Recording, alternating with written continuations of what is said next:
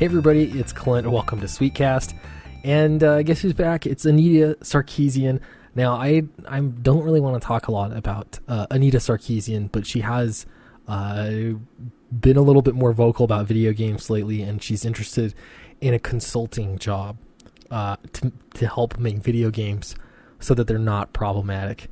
So that's obnoxious, absolutely. I remember hearing about Anita Sarkeesian all of the time on YouTube, especially when Sargon of Akkad was a much smaller channel, and people like Thunderfoot, I don't even know if that guy's still around at all, but she got a lot of pushback from a lot of people, a lot of gamers in particular, and I think for a lot of good reasons. Now, something that really shocks me is that today, even though things have changed a lot since Anita Sarkeesian was in her heyday, there's still this lingering idea that you need to be an expert on social justice or how to not be problematic. Look, it's some kind of college education or some kind of degree of understanding that somebody has that you can be hired for and bestow upon others. I see this all of the time around in higher education and other places. And it really is shocking, and it reminds me of this little cringeworthy story. I do want to get in to what Anita Sarkeesian said, but just real fast here. When my wife was she was working and teaching at elementary school several years ago. We were just married. I think we'd only been married for like a year or something like that. And I remember they were going to do a series of little plays with the kids, and they were different things throughout history, and they wanted to highlight the civil rights movement. And so they reenacted a bus scene with Rosa Parks. Now, the problem was we live in a very white place, and the school was in a very white place. And so there weren't students of color. There weren't people of color to act in this play. So it didn't make a lot of sense. So initially, they actually bought some, believe it or not, dark makeup to put on their faces. And of course, this is a no-no. So they ended up, I can't remember how it all played out. I think they had to do the play a couple times. They did it the first time with the face paint, and a lot of people, kind of, not as many as you'd think, but people lost their minds. And it's so funny thinking back, man. So they did it again for the second showing, and they didn't use any makeup. And it was terribly confusing what the scene was about, because there wasn't context. And I think part of that could have been remedied by better writing. So my point is, it took an expert opinion to determine what is considered offensive and what is not considered offensive. And that's a really strange world to be living in, when offense is universal, right? And I agree with some things. There are some things that are going to be offensive to a lot of people. And so, that's probably not a good way to entertain people. On the other hand, when you start getting into all these minute details like Anita Sarkeesian likes to do, it becomes ridiculous. And the more convoluted this maze can be to avoid the problematic, the more difficult it is for anybody to get through it unscathed. And therefore, that justifies hiring an expert. That's why you need to hire someone like Anita Sarkeesian. I can't say her name very well. That's why you need to hire her to work on your video game, because you're not going to know what's problematic. Now, most of this is just silly. Well, not most of it. Almost 100% of this is silly. I'm going to leave the little percentage open there just in case there's a good point, because I don't watch all this stuff. But I did want to point out some of it. Okay, so there's going to be a Cyberpunk apparently video game coming out. There's nudity in it and other things like that.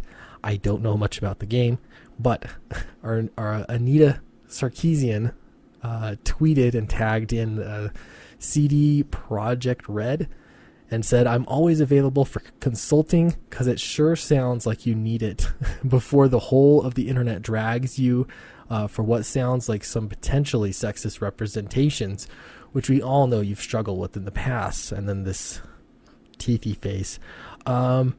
Yeah. So here's the thing.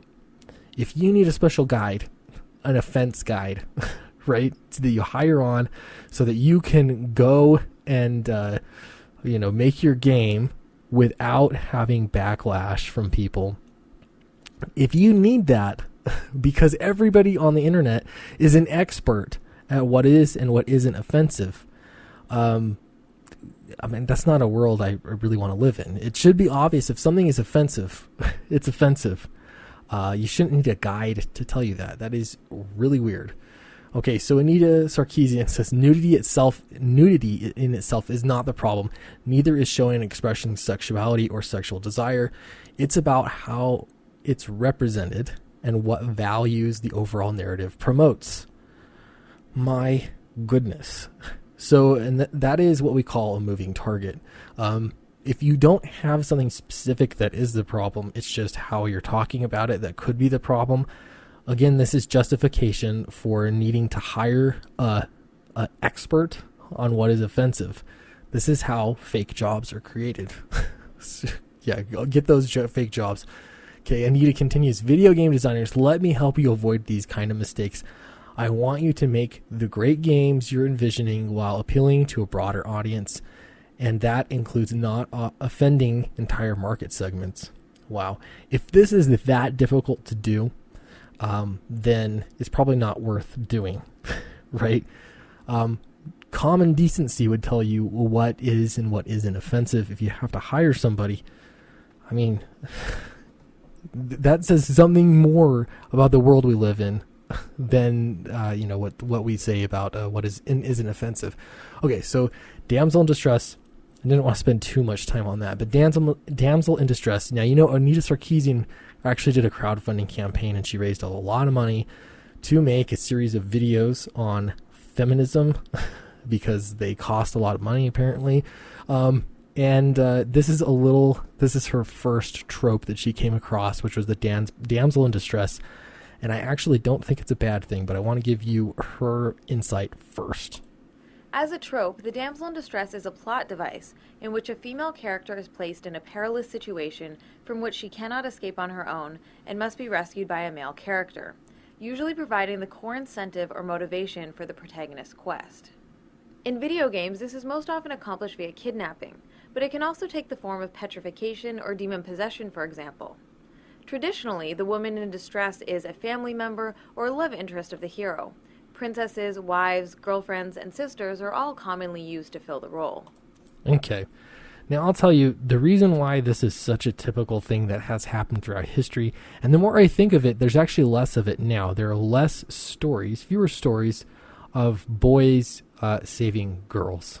Strictly just boys being the hero and saving girls. In video games, I'll agree, it comes up a lot. And my problem with it is only that it becomes cliche, not that it's problematic. But you have to understand that entertainment that is directed at boys and directed at women, it gets different kinds of reaction. And if you don't think that boys enjoy that kind of wish fulfillment of saving women or girls, then you're dead wrong. I mean, I can remember absolutely daydreaming about being in some kind of dire circumstance at school or something and saving the day, and saving a girl is even better, right? But being the hero and saving people, it absolutely is wish fulfillment for boys. I don't know what it is that's innate in boys and men that they want to be, doing the job. They want to be fighting evil. They want to be doing these kinds of things. I've had this discussion before with other people, and you go watch The Dark Knight. I remember that. The Dark Knight, the movie was cool. I watched it in the movie theater opening night. I had a lot of fun. And when you get out of certain movies that just hit the right notes, you just want to go, drive fast, or, you just feel like you want to go punch some bad guys or something. There's wish fulfillment that happens, and it happens all the time. Now, it happens to women too, and to pretend that it's any different is really silly. In fact, I just looked up this. This was in 2014, when the term Mary Sue was not as loaded as it is today. today it's become almost like people use it as a sexist, or they're saying if you use the word Mary Sue, you're sexist. It didn't used to mean that. It was actually a legitimate critique. Now they try and pull that away. So Bella Swan from Twilight, oh my goodness, I hated these movies, and I saw every single one of them, like every single married man. I think they were terrible. I hated them. Absolutely. They also were not aimed for me. The wish fulfillment was for women, right? And you see this all the time, and we could point this trope out. In many movies that are aimed toward women, there's always two men at least going after the woman, and she's choosing. She has her choice of men. That is wish fulfillment, right? They're doing everything right. It's the men throwing themselves at them, and that's the main problem that they have going on for them. This absolutely is wish fulfillment. There are other characters that embody wish fulfillment. I actually never saw Riddick, so I can't really speak to that. But they're out there. Mary Sue's and what's the other one? Marty Stew. These kinds of things, those are really blatant in your face. But I still think there are good moments of wish fulfillment in stories. And as long as it doesn't become cliche or it's done in a creative way, I don't see any problem with that. But to say it just goes one way is absolutely ridiculous. It happens all the time. And because you point out those tropes, that doesn't mean that they're bad or they're inherently, there's something wrong with them inherently. That's absolutely ridiculous. So we'll see. I don't know if Anita Sarkeesian is really into getting into the public eye. Again, if I go back here, the responses have already started. They want their game to be successful, not die. Right. So why would they hire Anita Sarkeesian? So yeah, you got all this stuff. I mean, geez, please notice me. Please, the internet, stop paying attention to me. I just want to be relevant. Why won't you listen?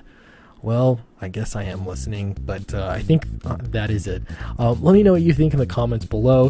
What are some of the good damsel in distress stories, video games, comics that you've enjoyed? And let me know other kinds of wish fulfillment possibly. Don't forget to like, subscribe, and I will see you in the next video. Thanks.